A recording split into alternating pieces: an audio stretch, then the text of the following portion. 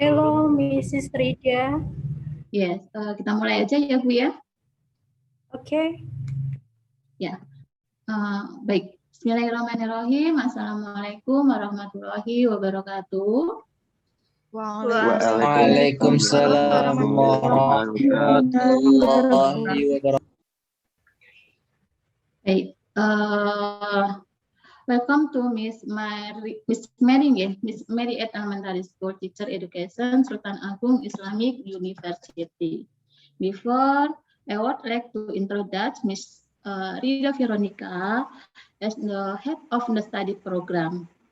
And also introduce in the Zoom room, there is Miss Yulina Ismianti, MPD. She is a lecturer in the counseling guidance course, and she will have the course of today's learning. And then there is Miss Andarini. She's also our lecturer. And don't forget that in the Zoom room there are also approximately 90 of your student participants present. And well, we are very happy with this guest lecture, and thank you because Miss Maria has been willing to fill in the material this afternoon. Now my introduction, then I will return it to Miss Yulina as a lecturer in the counseling guidance course. Silakan Bu Yulina. Assalamualaikum. Terima kasih. Thank you. Okay. Thank you, Mrs. Rida Veronica Kusuma Dewi, our head of the Elementary School Teacher Department. Good afternoon, everyone.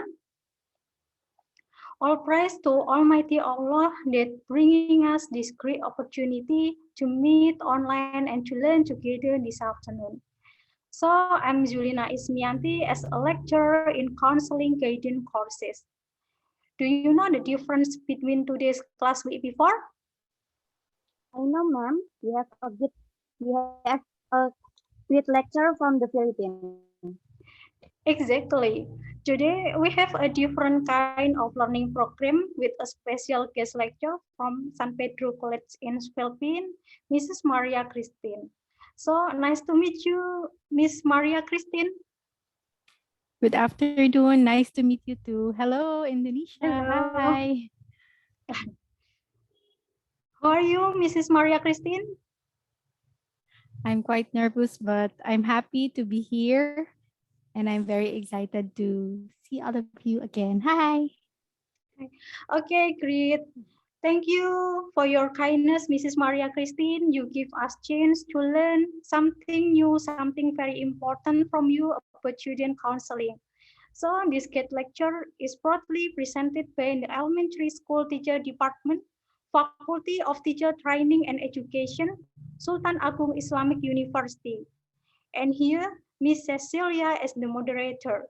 So Cecil, you can start the class from now. Okay, thank you, Miss Yulina. Firstly, good afternoon, everyone.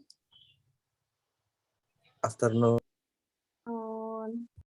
Here, I'm Cecilia Pudianingrum, the moderator for this event in this afternoon. Firstly, I would like to say hello to Mrs. Maria Christine. Nice to meet you, Miss. Hello, nice to meet you too. Okay, thank you. Thank you for your attendance to give us a chance to learn from you here later on.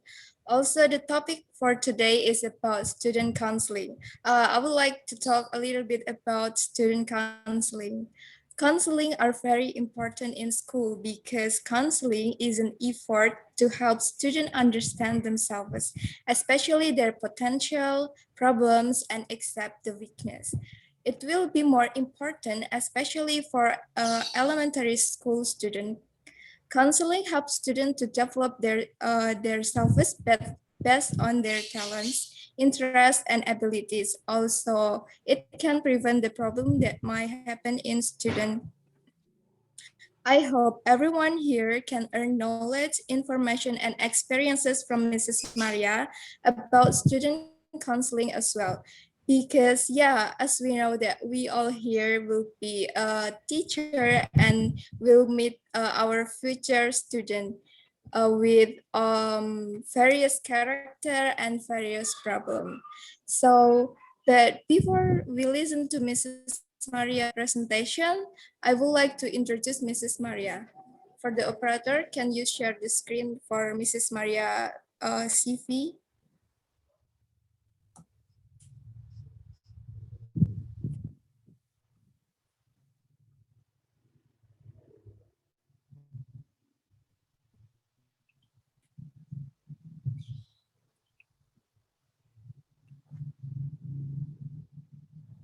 So this is Mrs. Maria.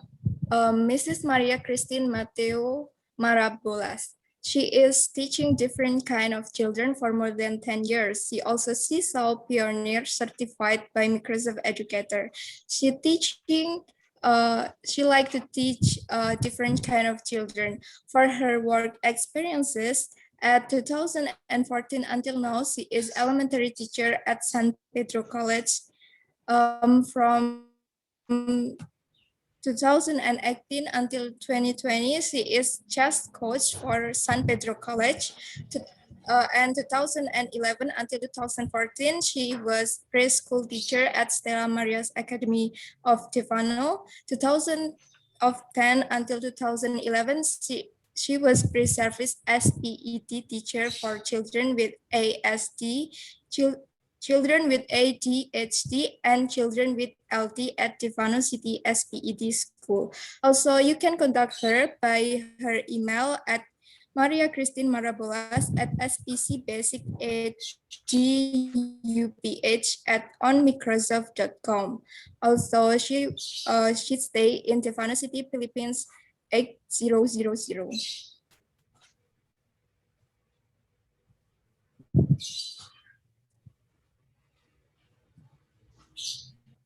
And we Thank you for also that. have a little about rules for this meeting and particularly for the Q&A. So firstly, the guest lecture will be recorded, so please stay mute until called upon, then turn on your camera and use virtual background that has been shared. Also rename your Zoom account into your full name. Don't forget to do the attendance list on comment section. For the Q&A processes, you might raise your hand by using raise hand feature on Zoom account. Wait until the moderator call your name, then you can unmute yourself and deliver your question.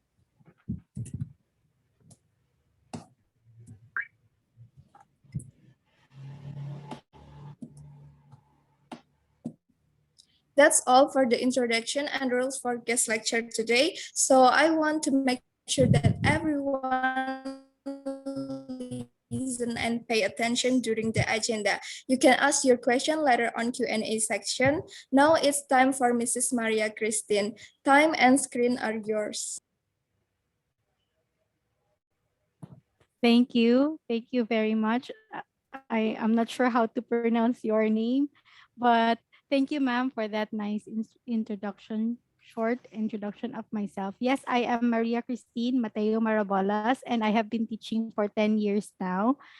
And I have been teaching different kinds of children, including those who are uh, specially, children with special needs. ASD means children with autism spectrum disorder. I don't know if you are familiar with that. And I was also able to handle children with attention deficit hyperactivity disorder.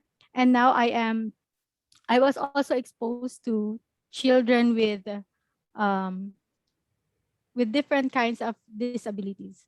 And I am connected currently in a regular school. So some of my students are special or they have their special needs, but the rest or most of my students are regular. And I have been teaching elementary since 2013. So hello to all of you. My topic today is about student counseling. Are you familiar with student counseling?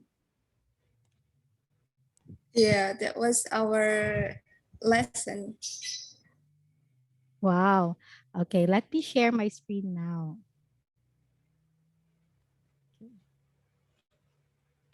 All right. So student counseling. Okay, can you see my screen? Okay, okay, what about now? All right. So student counseling is very important. It plays very vital role in building the confidence of every student, every pupil, especially in elementary, and even children with special needs, student counseling. Okay. So once again, good afternoon, and I hope you are okay. Let's talk about student counseling. Okay. So let me begin my talk with this character from the movie Three Idiots. Are you familiar with him? Okay, in this movie, he's an engineering student who hoped to graduate in time so that he can help his parents financially. However, he passed his final project late. So the decision of the professor was to exclude him from graduation. And that is the reason why he felt depressed. In the movie, he sang this song. Give me some sunshine, give me some rain, give me another chance. I wanna grow up once again. Okay. So that is the song that he sang. The tune was kind of upbeat, but the lyrics itself, it's very sad. He says, "Give me some sunshine, give me some rain." And then the scene after that one, after he sang that song, he committed suicide. This character is not far from the students who are experiencing difficulties in schooling. For elementary pupils, it's very important that counseling will take part in building their self-confidence. And so later on in life, when they grow up, they can cope up with this kind of challenges. In the Philippines, the Philippine Statistics Authority reports that deaths due to intentional self-harm was up to 3,529 in 2020. So this was just last year's report. That is an increase of 25.7% compared to 2019. Amar, who is also my good friend, who studied this one, also said that there is a rise of cases of students contemplating on committing suicide.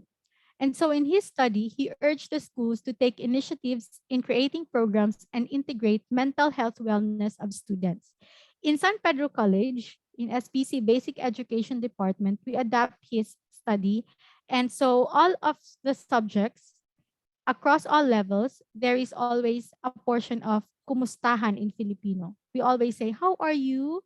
And then we see to it that there is always a connection, a rapport between the teacher and the student, because that's the time when the student will ask help and then they will tell their story. Okay. So in school, usually the school counselors perform student counseling. They play the vital role in every institution. According to Hobson, Richard, and Wickert in 2000, school counselors represent an integral part of a quality educational program designed to meet the personal, social, academic, and career development needs of today's students. But sometimes, in school, teachers, especially in elementary, it is inevitable. Okay, we cannot do away with school counseling. We always do that one. We become school counselors too, whether we like it or not. Students will really tell a story about their problems, even the smallest details, especially the kindergarten. When they start talking, you will know their secrets, the secrets of the everything that is happening around them. Okay. Now, school counselors' duty. Okay. According to Skiffer in 2007, the school counselor's understanding of curriculum and pedagogy gives them the insight to support students struggling with learning or the challenges of assessments. So the school counselor must make sure that he or she is always ready to listen. The key is to listen well. When the child is talking, he's going to talk a lot of things. And in the middle of those talk is his problem. So we have to pay attention on that. And of course, because the school counselor has understanding about the curriculum and pedagogy, He or she can listen without judging and later on provide guidance to students on how to perform better. That is the picture. The student will talk out everything. And as a school counselor, you must be ready to listen. Okay. So what is student counseling then? You said you are familiar with student counseling. I wonder if we have the same uh, definition. Okay. So Wango et al. In 2007, he said, counseling in school is a practical guide to provide help and support to young people. So the key there is to provide help and support. Right. And since counselors become the help and the support of the students, they should be proactive. They must influence teachers to become somehow school counselors themselves too. Okay, so teachers, we will become good listeners to students, especially when they have problems. In school, we have the school counseling models, or the guidance counselor or the school counselors follow the different kinds of model. So I have here three. Okay, the ASCA, or the American Association Counselor Associations, American School Counselor Association's national model, the International Model for School Counseling Programs, and several state-specific schools counseling models. So I have been to different schools and I have seen that they have different school models. And I also read some studies that there are schools, or the school counseling itself differs from one school to another and from one country to another. So SPC and UNISSULA might have different ways of how to counsel the students. But all of them, all of these counseling models have the same parts or components. Somehow similar. Okay. So they are the foundation, delivery, management, and accountability. Again, foundation, delivery, management, and accountability. Let's take a look at them one by one. So let's begin with foundation. Foundation are a set of beliefs and the philosophy which guide the program, the mission, or the program focus. That is according to Fitch and Marshall in 2004. So listen carefully. School counselors must clarify the program's focus, set student standards, and meet professional competencies. Okay, so let me present it this way. Okay, so first, the program focus. Okay, to create the program focus in a school, we are talking about the school, the whole school.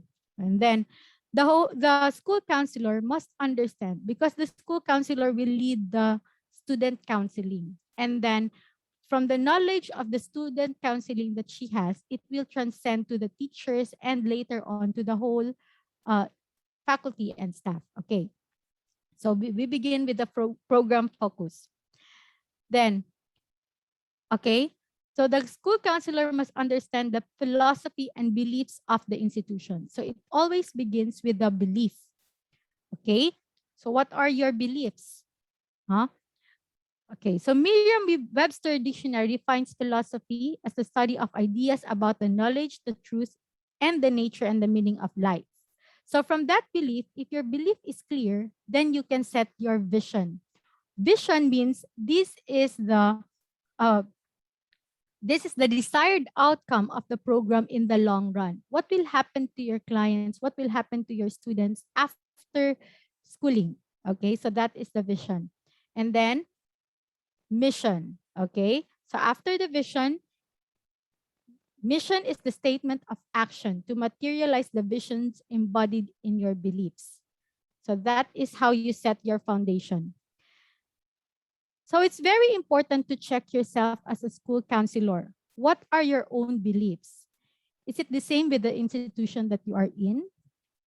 And if you can articulate your beliefs, your vision becomes clearer and your mission becomes more accurate.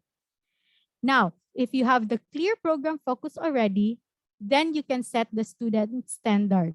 Okay, student standard example.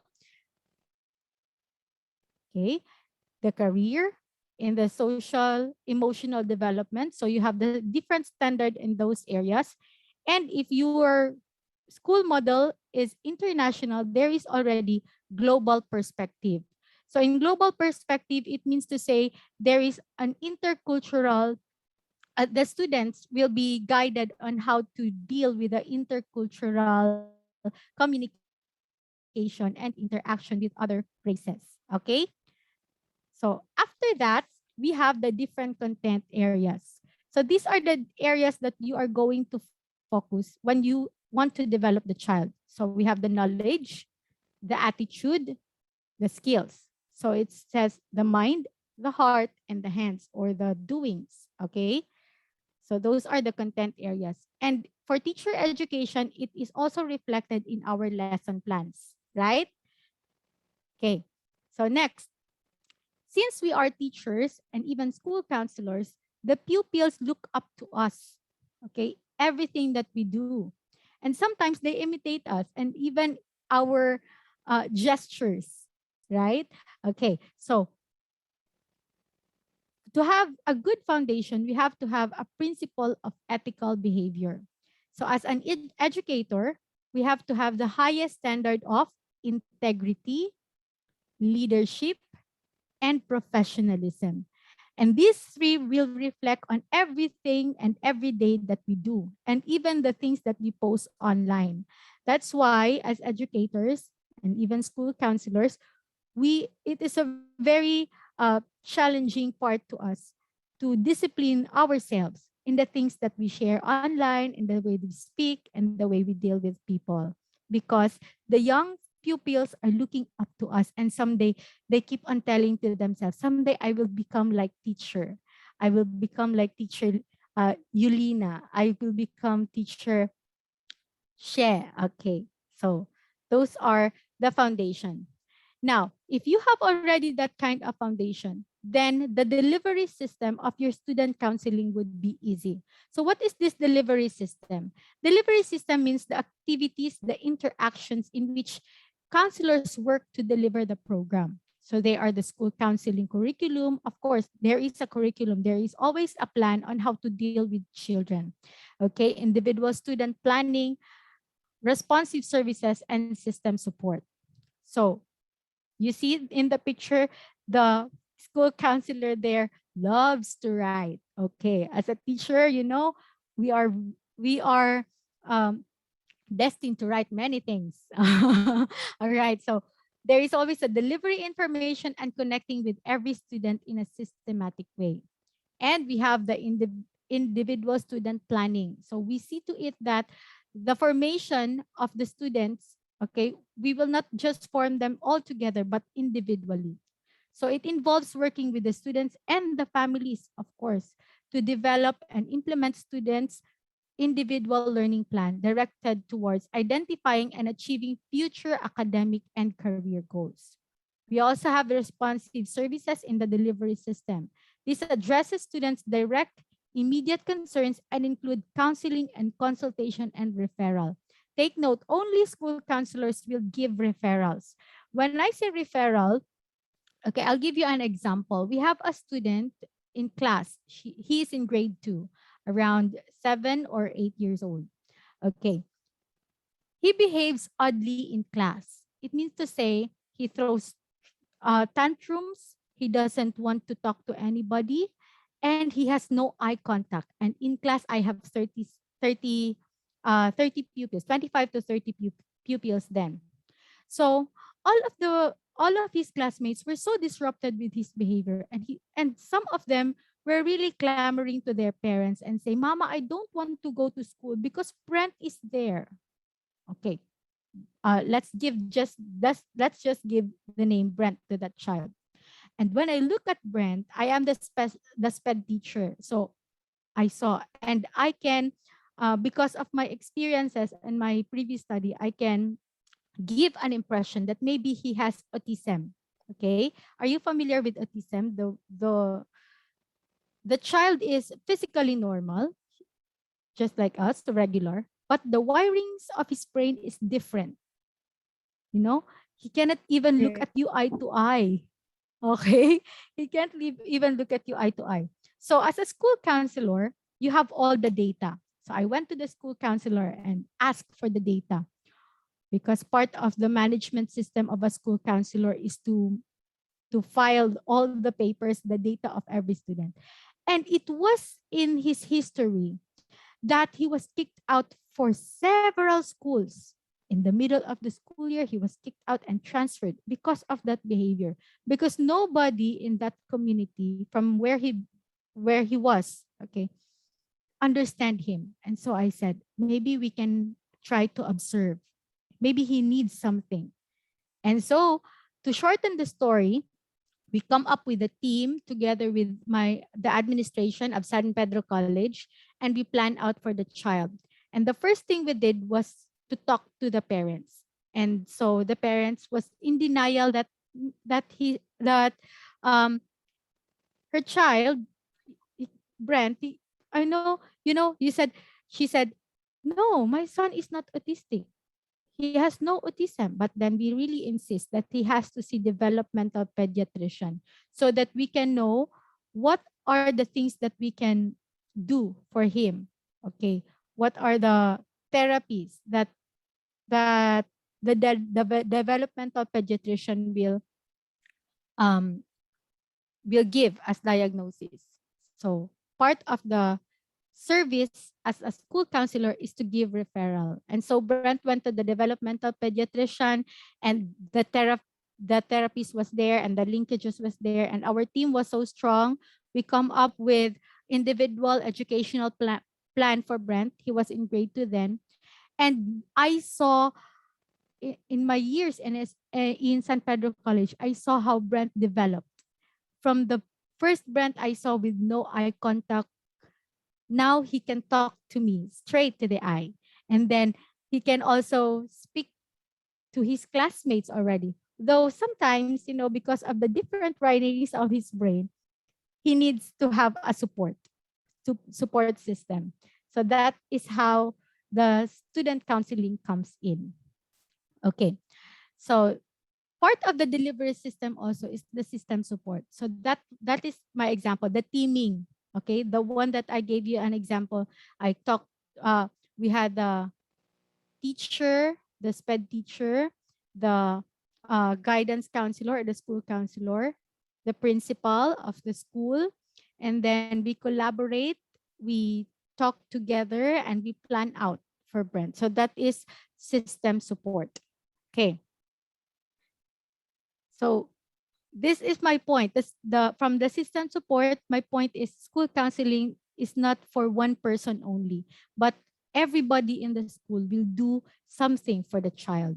So that is student counseling in elementary level, in my experience. We also have the management system.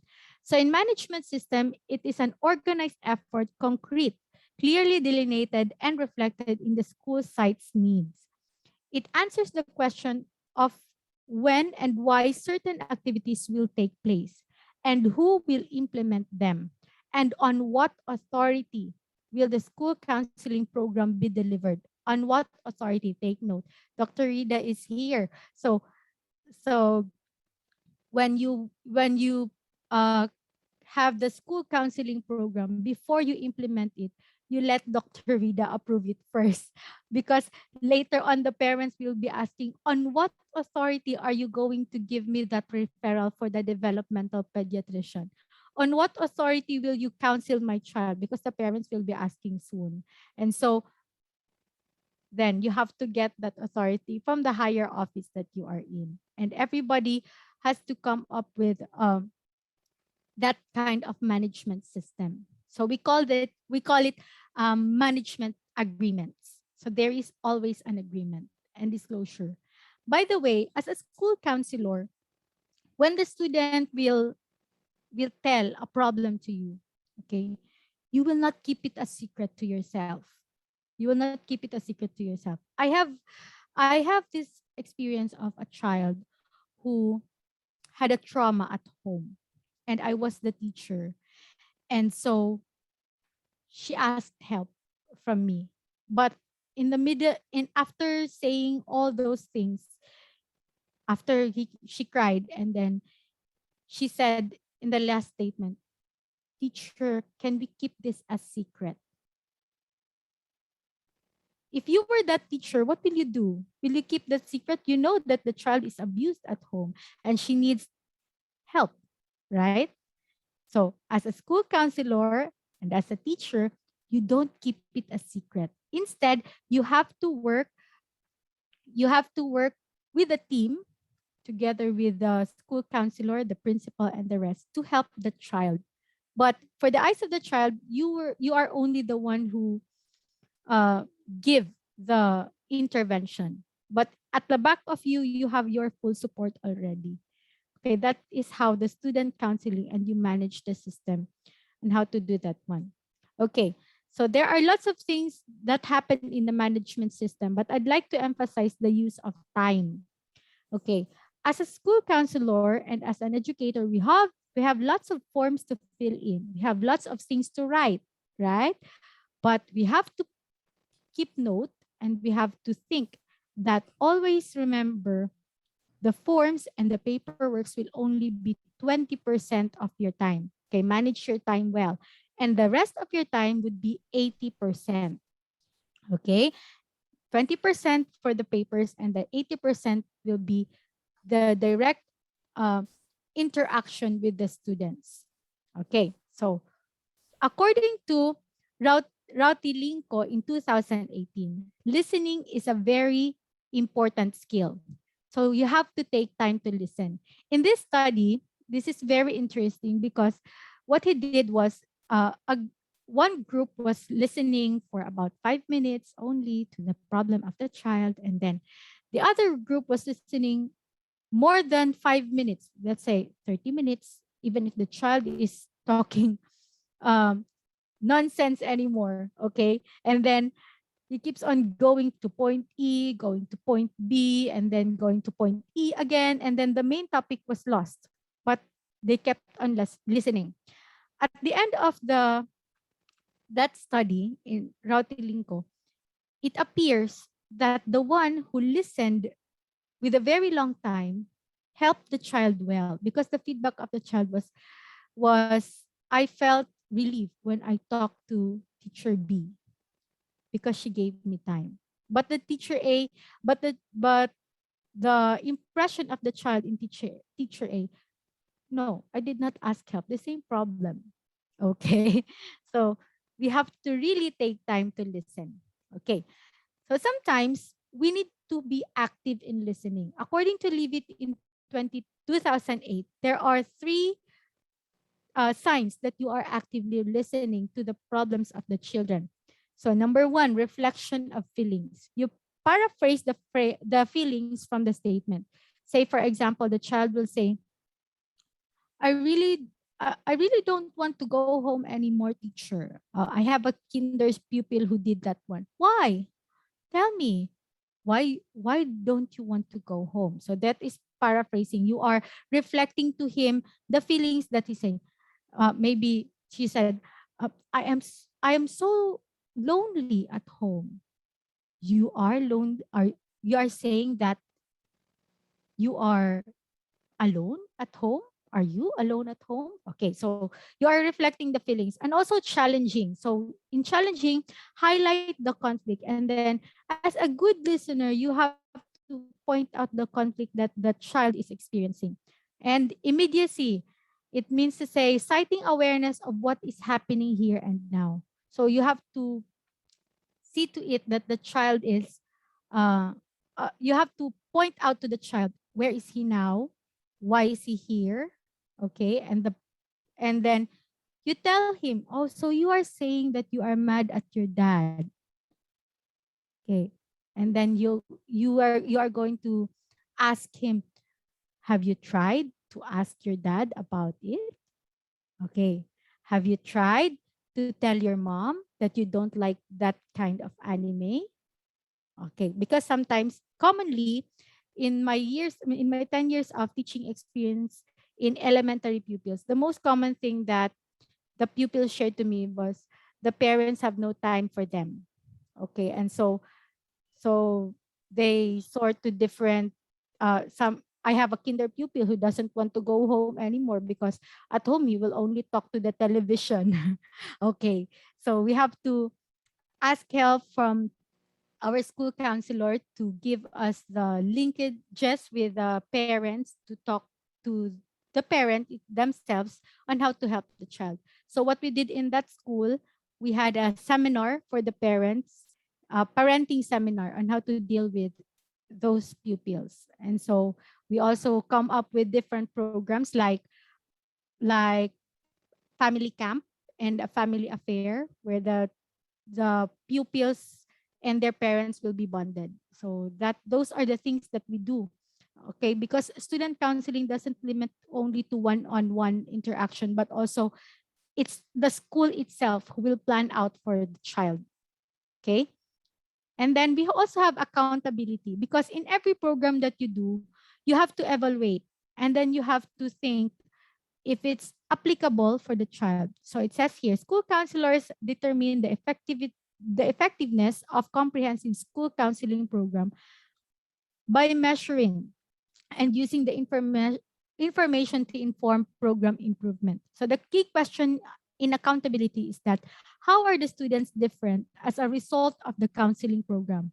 So after that group counseling with the parents, the parenting, we just call it parenting seminar, but actually in that parenting seminar, there was a breakout session with the parents and they were sharing what are their stresses because sometimes, you know, parents have their stresses and then it will be transferred to the child and then the pupils will feel it. So it was that parenting seminar really helped not only the parents but the pupils because after that they said, oh, you know what, teacher, I really love what we did last weekend. Mom and dad had a time for me. Okay, just like that. Now, so those are the four components or steps or parts that every school model has. So as a teacher and as a school counselor, you are part of we are part of making that system or that model success. Okay. So again, it's accountability, delivery system, foundation, management system. So I put emphasis a while ago on the foundation because it starts with what you believe, with what are your visions, what are your mission as a school, as a guidance counselor, because you yourself will embody that one. Again, you will have to have that highest standard of integrity, leadership, and professionalism because pupils will look up to you. Okay, so I'd like to share this to you, the hierarchy of 5 major attempts of school counselors that school counselors made, okay, to increase inclusivity. When I say increase inclusivity, it is telling others to come and talk to us, okay? Talk it out, all your stresses, because sometimes when in the classroom, there might be or you may see 1 or 2 pupils who are very shy, very timid, and sometimes they will not talk. Developmentally, you have to give, I mean, some pupils will not talk because of some developmental problems. But as a teacher, you have to see to it that you have this kind of rapport to them. You connect to them so that they will start talking and you will start listening. Okay. And you will identify the needs of that child. So, according to Pattinson, we can start with relationship. So, that is the first. It's building rapport with those people who enable clients to attend. And after that, go to proactive approach. So proactive approach is letting the students ask questions about what will happen in counseling. But sometimes you just have to be creative on how to do that one because other pupils might be very sensitive on counseling because there is a notion about school counseling that when you are being called to the guidance office or to the school counselor's office, you are being disciplined, which is not. Okay, which is not. According to Pattinson, we must be proactive. That as a school counselor, you must let the pupils understand that you are there to help. That you are there to help. You are there to uh, give them self confidence, to boost their self esteem, so that they can transcend and they can overcome the different challenges of schooling. Also, in that hierarchy, there is imaginative and creative approach, using of art materials, especially when you're dealing with grade 1, grade 2 students. Sometimes they cannot talk and they cannot speak and how they feel. And then I had one student who really doesn't talk, and she's already going to grade 1. And so I asked the guidance counselor to give her an individual counseling. And what she did was not to directly ask her question, but to use art material. I have here a paper. Let's draw something. Come here. And then they will draw. And then she started to draw the face of a monster. And then the guidance counselor will say, "Oh, you draw some monster. Why? It's so, tell me something about that monster." And then that child said, "Oh, this is my mother." "Why? Oh, can you tell me something more about it? Come on, draw some more." And then they will, that's the use of the art materials. Okay. And being creative and imaginative approach. Also, it works in children with special needs. Okay.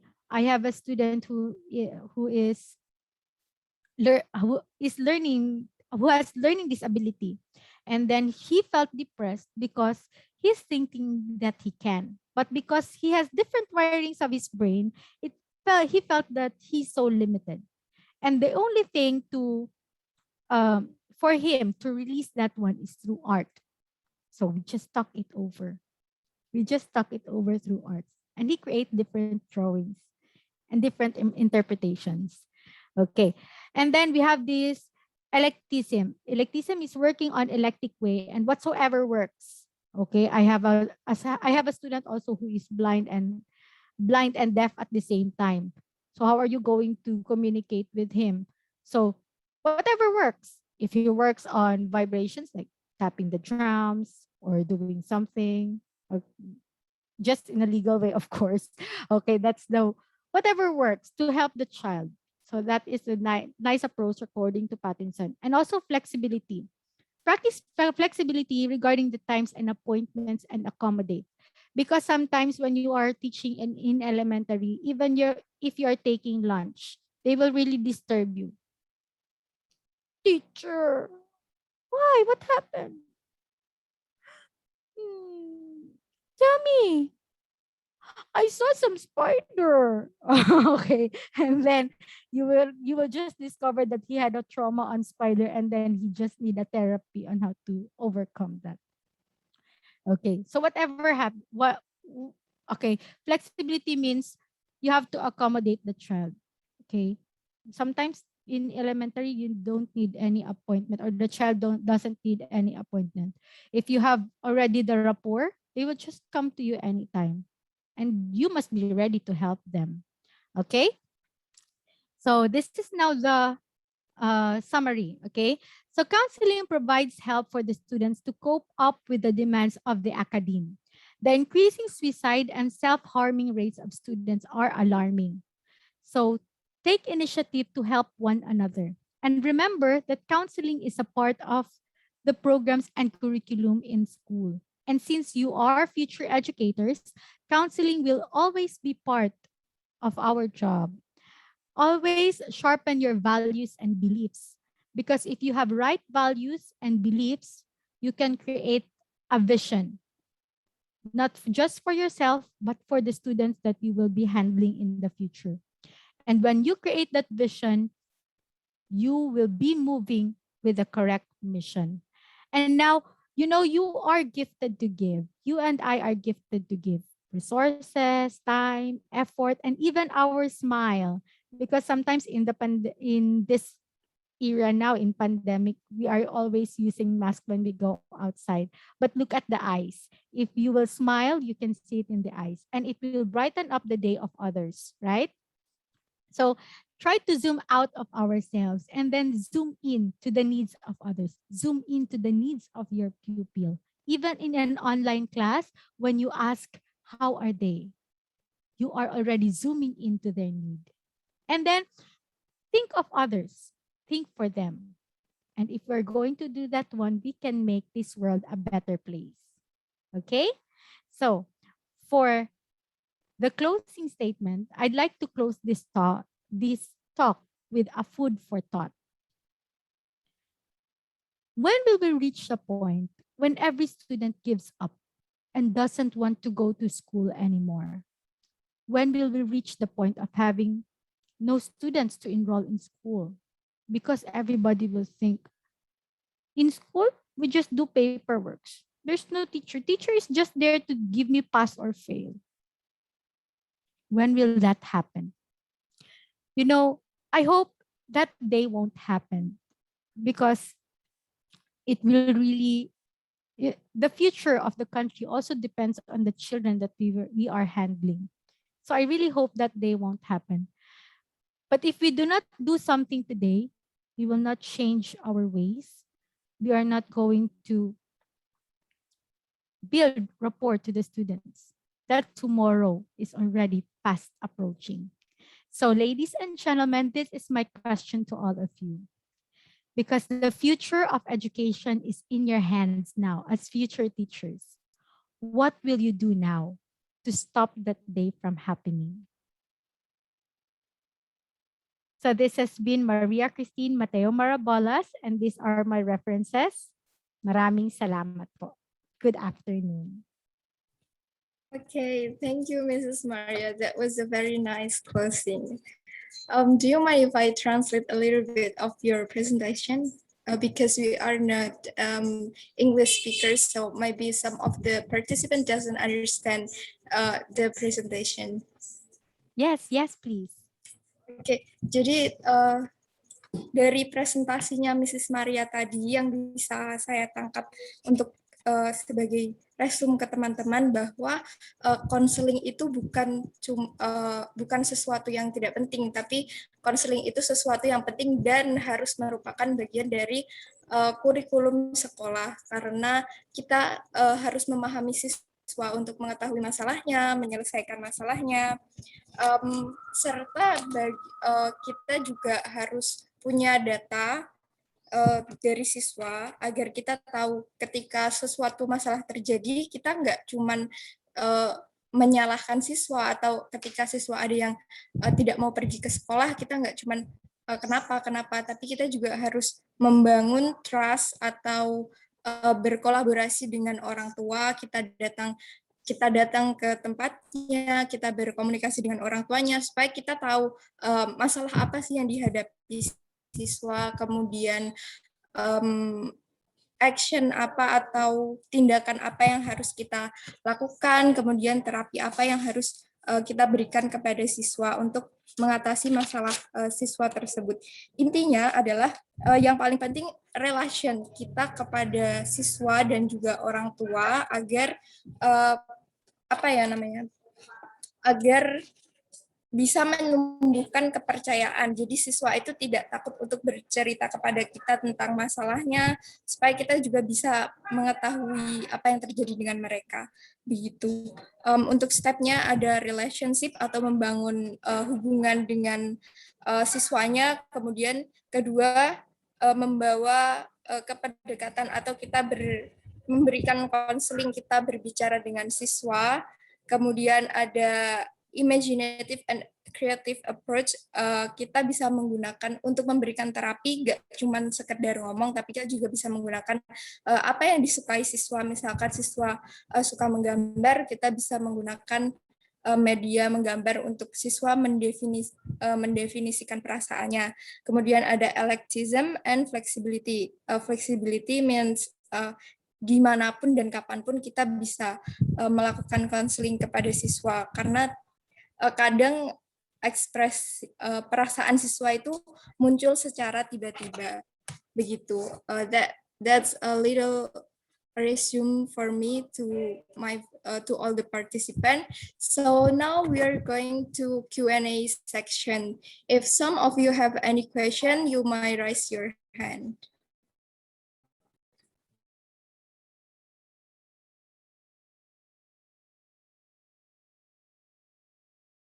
Yes, Maylani is raising her hand. Good Okay, afternoon. so first question. Okay, thank you, Miss Cecil. Good afternoon, Mom Maria. Good My name, afternoon. my name is Diana from Elementary School Teacher and Education, Islamic University of Sultan Agung, grade 5B. Uh, Permission to ask you a question. So far, what are the obstacles that you most often encounter related to counseling questions while teaching at school? Thank you. Okay, you are asking me what are the obstacles that I encounter when teaching with because Yes, ma'am. it's Teaching a bit while choppy on my at part. school. While teaching in school. Okay, what are the obstacles that I encounter while teaching in school, especially in online? Okay, the first thing that the obstacle that I experience is, of course, the online itself. Okay, because nowadays it's very hard to build a rapport with the students if you are online because you cannot see their gestures and sometimes they just turn off their cameras, right? And then they will just sometimes they will just ignore you.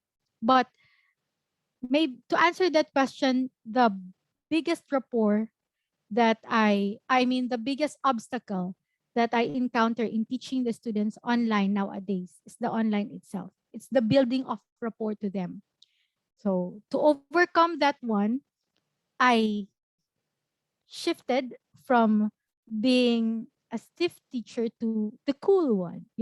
I'm also learning their language, and then I also learning their games, and so we can connect. And sometimes they say, "Oh, teacher, I played Minecraft." And then at the back of my mind, I'm thinking, what is Minecraft all about? Okay. So that was my biggest obstacle at the moment, the ability to build rapport to them. So to overcome that, you just have to have a paradigm shift. Okay. Did I answer your question? And then, because, building a rapport to students is a very crucial part of every teacher. Once you build the rapport already, student counseling will come easily. You don't need to say, "Oh, come to my office and we will have student counseling." No, do not say that. You do not do that one. It will just come easily. "Teacher, please help me. I don't know how to do the math." "Okay, let's have remediation. I give you time." Because there's already a rapport. Okay, so the biggest obstacle in teaching nowadays in online is building rapport. How do you build rapport when you don't see your students physically? Okay, so that's it. I hope I answered your question. Okay, thank you, Mrs. Maria. So let's move. By the way, we only have 3 questions for this session. So let's go to the second question. Um, for those who want to ask, you can raise your hand. Okay, for Dita Puspa Chandra, you might deliver your question.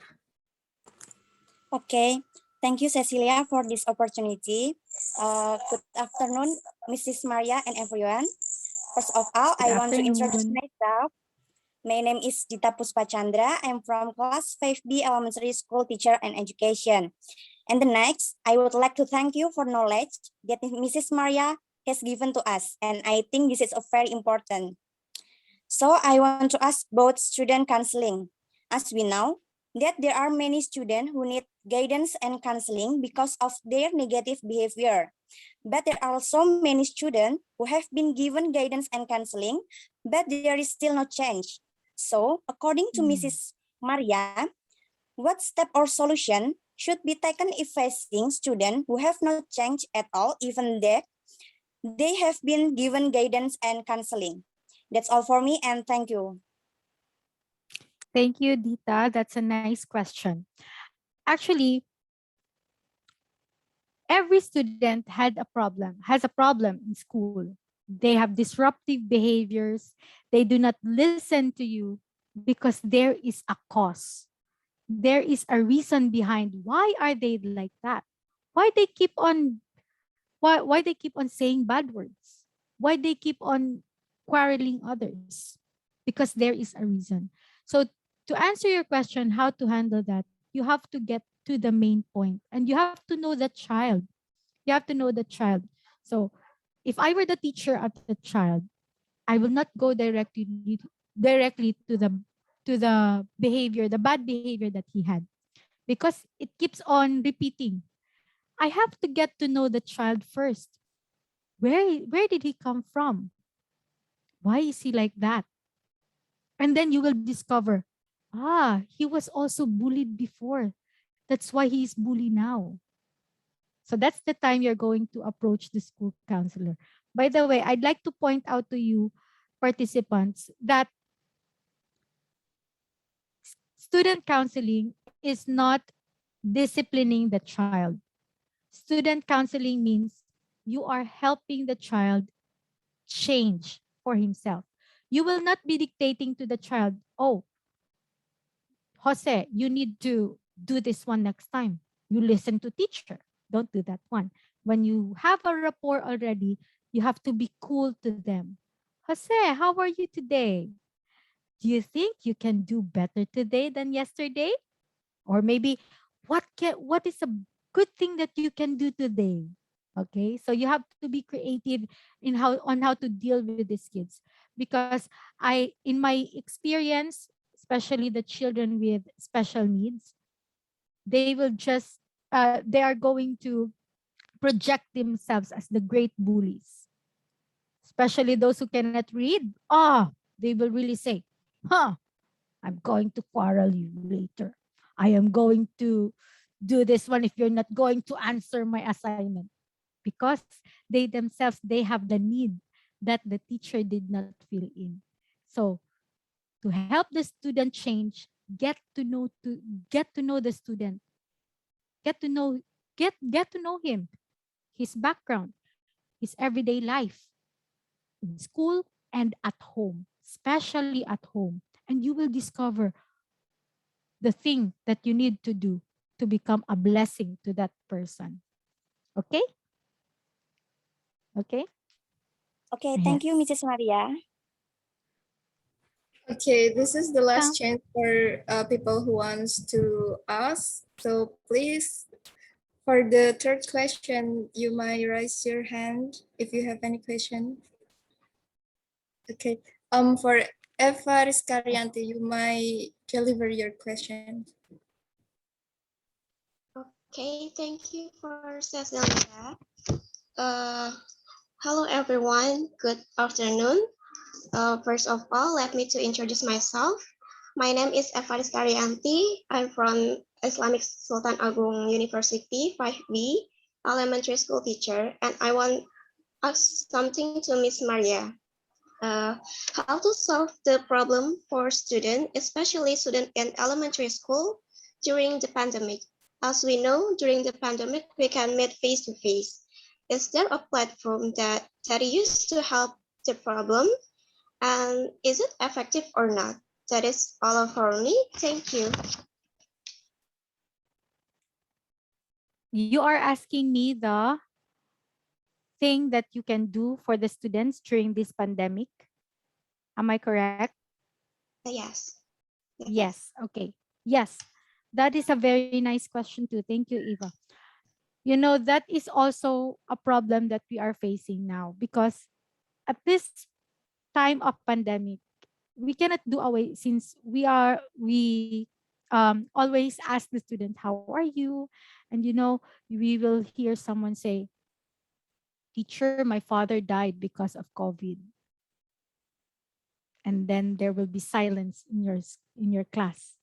So as a teacher, there is a saying that you cannot give what you don't have. So start within yourself. always remember that they are students and they need your guidance.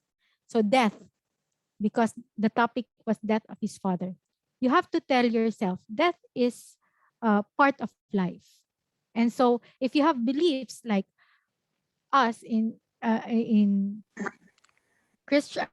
San Pedro College, we believe in afterlife. So we can just say, "Oh, I'm sorry to hear that, and condolence to you and to your family. But I think your father went to a better place already." And then we will just pray for his soul. Okay? I know you are sad. It's okay to grieve. Okay, acknowledge the feeling. Always acknowledge the feeling of the pupils. Because sometimes if you say, "Oh, it's okay. It will just pass."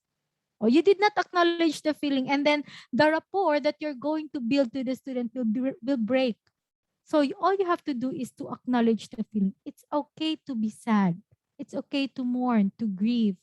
But you know, there is there is a song. Oh, this one you can introduce a song. Maybe you can take lyrics from the song of, since they are elementary and maybe they are exposed to different animes, like, when Anna, the Frozen. Have you seen that one? The movie Frozen, Anna, Elsa, Olaf. Okay, we saw that one, and then maybe you can give a film showing to them. You know, Anna also in the story was sad when Elsa passed away. But she said in her song, "Take the next step. Take the next step. What are you going to do? Because I know that your father is looking at you." Okay. How are you going to make your father proud? Okay. So something like that. To help the students in this time of pandemic, you have to be aware as a teacher too. You have to be aware of what is really happening. And then you have to simplify it to the child. Okay, and be creative in expressing to them, yes, we are not in school anymore, we are facing online, but look, children, even if we are online, we can do things, we can play together. Oh, show me your toys, come on. Okay, let's play. Bring me a something color blue. Then they will rush, and then they will feel that kind of excitement. And then you are going to break that barrier and tell them that this is happening now. We are in an online setup. We are not face to face, but we can still play and connect. Okay. The first thing to do to address the need of the student in this pandemic is to accept reality. Okay. Because teachers are not magicians. Okay. We are not magicians.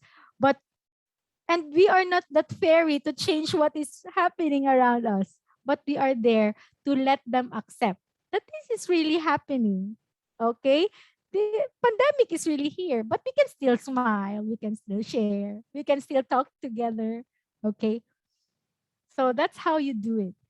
Accept first the reality and be creative on how to lead the students accept that reality, because we cannot do away with COVID anymore. I think no, we are being in my community, we are being what we call this one, we are being oriented by our president that we need to live with this kind of scenario where we have to live with if that COVID is around us. So what are we going to do? We just wear masks, and then we have to have the safety protocols all the time. So it's part of life already. And then everybody can move on. Everybody can be a blessing to each one, right? Okay. So did I answer your question, Eva? Okay, thank you, Miss Maria. Welcome. Okay, that's all for the session today. And before we end this meeting, let's take a picture together for documentation. So for all participants, kindly to turn on your camera.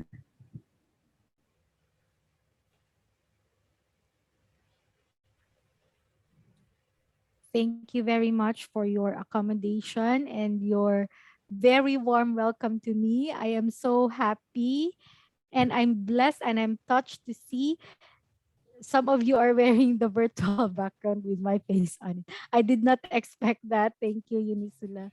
And thank you also, SPC, for this Okay, opportunity to be with you. you're welcome. So I'm going to count until 3, then we will take picture. Okay, for slide 1. Is the operator ready? Okay, for slide 1, I count 3, 2, 1. Oh. Next, slide 2.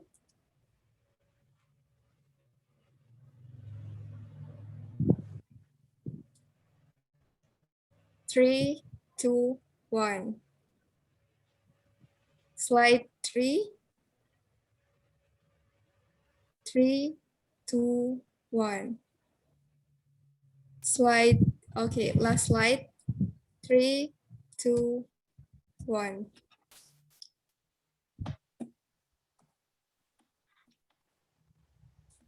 Okay, thank you for everyone. Thank you for Mrs. Maria. That was a very nice presentation and interesting, and also give us a lot of understanding about student counseling. Hopefully we can meet again on other occasion. Also, thank you very much for those who have given question to Mrs. Maria. This is the end of this session. I will give the time back to the house. Thank you. Thank you. My pleasure to see you all. Hi. Thank you, Mrs. Cecilia. Thank you very much, Mrs. Maria Christine, for the knowledge which is very precious to us. I can take lesson from Mrs. Maria Christine's presentation, which essentially means that counseling provides help for students to cope up with the demand of the knowledge academic. Providing guidance and counseling requires cooperation from various parties, knowledge, skills, passion from a teacher, and resolution from the heart. Even teachers smile. That's all. Thank you to all committee for this event and my student. See you next time. Goodbye. Thank you and goodbye. See you on November 25. I'm not sure if you will be there. I have a talk about inclusive education. Thank you. Bye-bye. Thank you, Miss. Thank you. See Bye you next bye. time. Bye. Bye. Bye. Bye. Miss. Bye, Thank you, Idol. Miss. Bye. Thank you, Miss. Bye. Thank you, Maraming Miss. salamat. Bye-bye. Bye-bye. Mahal kita. Mahal kita. Mahal ko kayo. Bye-bye. Mahal kita. We say selamat tinggal in bahasa. How do you say it in bahasa? Selamat tinggal. Salamat tinggal. Salamat tinggal. Bye-bye. I hope you enjoyed.